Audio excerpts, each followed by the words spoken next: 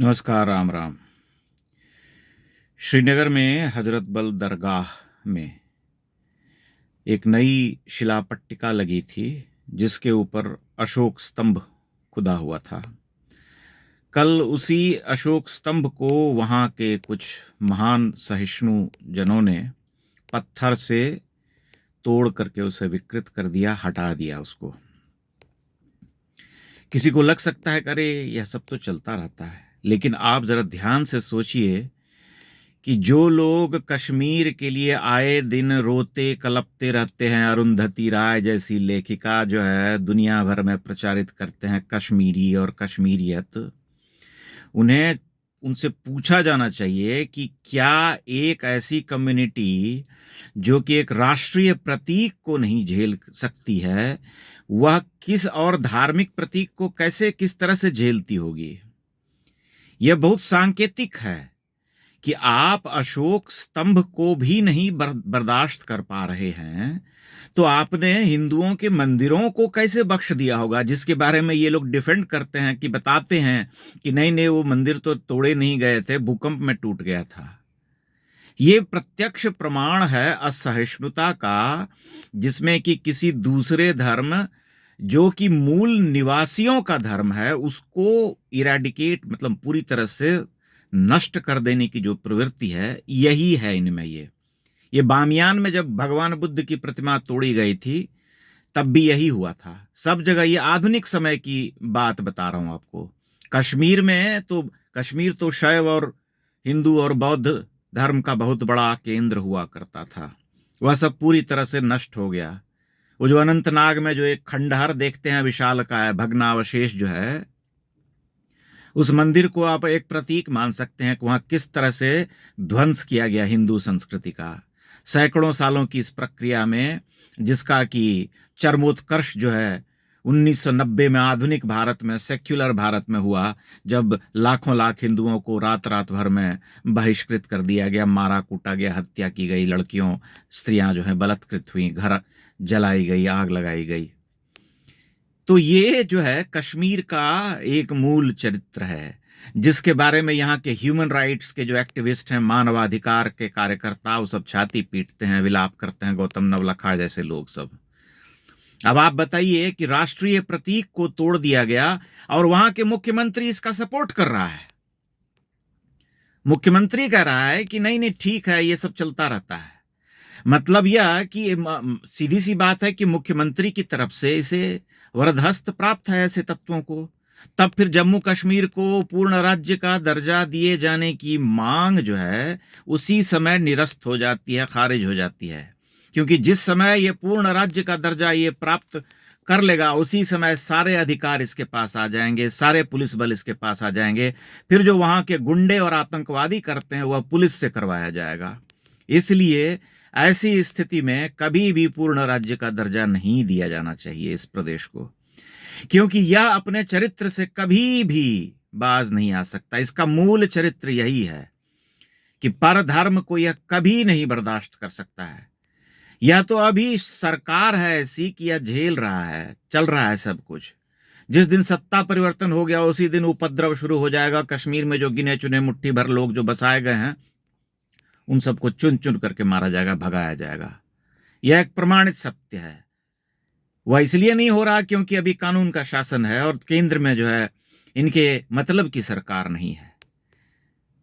अशोक स्तंभ तोड़े जाने की घटना कितनी निंदनीय है, आप इसकी कल्पना करके देखिए। राष्ट्रीय प्रतीक है, नोट में अशोक स्तंभ छपा रहता है, उसे भी मिटा डालो, फोड़ डालो अगर शक्ति है तो। नहीं, वह नहीं करोगे, क्योंकि धन तो चाहिए, चाहे जैसे भी आए, चाहे काला धन आए तो सबसे बढ़िया, देश तोड़ने के लिए लगाया जाए धन तो बहुत अच्छा। लेकिन कहीं किसी दरगाह में, कहीं किसी मस्जिद में, कहीं किसी ऐसे संस्थान में किसी शिलापट्ट पर अशोक स्तंभ जो है उगा हुआ है, खुदा हुआ है, तो उसे नष्ट कर दोगे। क्योंकि अशोक स्तंभ से जो है भारत की पहचान जो है परिलक्षित होती है, उस देश की पहचान सामने आती है जो कि हजारों हजार वर्ष से एक जीवंत सभ्यता के साथ आज तक स्थिर है, खड़ा है। लेकिन उस पहचान को इन्हें नहीं झेलना है, यह पहचान इन्हें नहीं चाहिए। गंगा जमनी तहजीब जो है, ये कहा जो शब्दावली है, इसका कोई अर्थ नहीं है, क्योंकि न इसमें गंगा है न जमनी है। ये दजला फरात है, वहीं से बह करके आती है एक सभ्यता, जिसमें किसी और सभ्यता के लिए कोई जगह नहीं है, सभ्यता संस्कृति के लिए। कहने की बात है, आप सोच सकते हैं कि किस स्तर की असहिष्णुता है। बार बार मैं इस बात को दोहरा रहा हूं कि अशोक स्तंभ को पत्थर से जड़ता में आकर के नष्ट कर देना, उस पर कूद पड़ना, ऐसे वहशियों की तरह उसे ध्वस्त करके उसे मिटा देना, ये किस हद तक जाहिलियत का लक्षण है, आप स्वयं सोच करके देखिए। फिर आप तमाम तरह की बातें करते हैं, स्वतंत्रता की, मौलिक अधिकारों की, आजादी की, वोट की, लोकतंत्र की, इसकी उसकी, लेकिन आप देखिए कि ऐसे स्टेट में, ऐसे राज्य में जहां पर कि पहले पत्थरबाजों को खुली छूट होती थी, वहां यह सब बंद हो गया। तो अब यह नहीं कर सकते तो अशोक स्तंभ भी तोड़ डालो, उसे ही मिटा डालो, और तब फिर यह भी कहो कि नहीं नहीं, हम तो बहुत प्रेम करते हैं इस देश से, कश्मीरी जो है बहुत भले लोग होते हैं। ये लीजिए, भलाई का आपने उदाहरण देख लिया, इनकी महानता भी देख ली, और इनके मुख्यमंत्री की जो देह भाषा है, जो ये कहना चाहते हैं, वह भी आपने देख लिया। इससे सिद्ध हो गया कि जम्मू कश्मीर की जनता और वहां का शासन प्रशासन, वहां की राजनीति के जो पुरोधा हैं, सब एक ही थैली के चट्टे बट्टे हैं।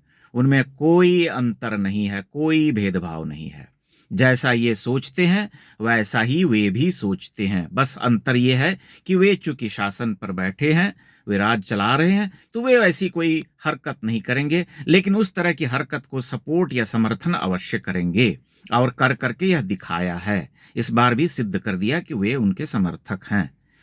आप कल्पना कीजिए कि कोई मुख्यमंत्री इस तरह के दुष्कृत्य पर समर्थन कर रहा है उसका, तो फिर उस व्यक्ति को, उस मुख्यमंत्री को कैसे कोई कह सकता है कि वह भारतीय राजनीति या लोकतंत्र का एक हिस्सा है? वह कैसे अपनी दावेदारी पेश कर सकता है कि वह धर्मनिरपेक्ष है?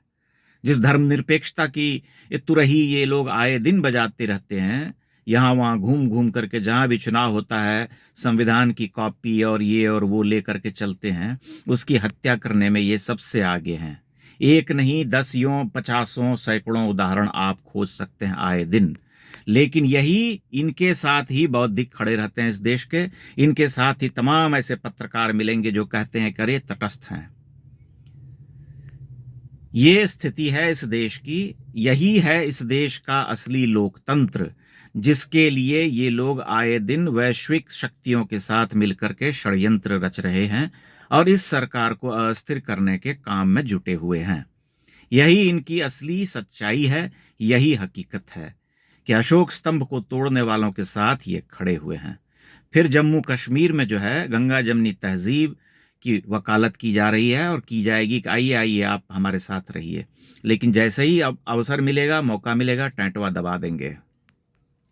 वही करते आए हैं। जब अशोक स्तंभ को नहीं झेल सकते तो मनुष्यों को और उनके जो धर्मावलंबी हैं अन्य, उनको कैसे झेलेंगे? उनके धार्मिक प्रतीकों को कैसे झेलेंगे? संभव ही नहीं है। यही इतिहास रहा है और यही ये करते रहेंगे, यही इनका भविष्य है। इससे आगे ये नहीं बढ़ सकते, न सोच सकते हैं। यह एक सिद्ध सत्य है। बहुत बहुत धन्यवाद।